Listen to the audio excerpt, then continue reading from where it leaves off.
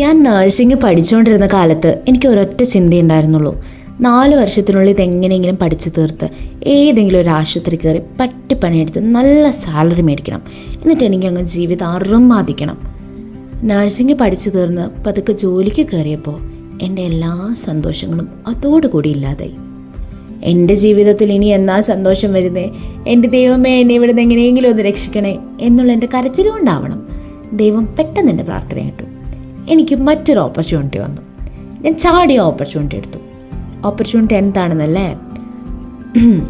At the age of 23 I became a nursing tutor. സത്യമായിട്ടും ഞാനൊരു ടീച്ചറായി. എനിക്ക് എന്നെ വിശ്വസിക്കാൻ പറ്റുന്നില്ല. എൻ്റെ അടുത്ത് സ്റ്റുഡൻസ് വൈവയൊക്കെ പറയാൻ വരുന്നു. അവരെന്നെ മാം എന്ന് വിളിക്കുന്നു. ഞാൻ അവരുടെ ക്ലാസ്സിൽ പോയി ഓരോ പോർഷൻസ് അവരെ പഠിപ്പിക്കുന്നു. അവരുടെ കൂടെ ക്ലിനിക്കൽ പോസ്റ്റിങ്ങിന് പോകുന്നു. എനിക്ക് വിശ്വസിക്കാൻ പറ്റുന്നില്ല. എന്താലേ പെട്ടെന്നങ്ങ് ലൈഫ് മാറിയ പോലെ.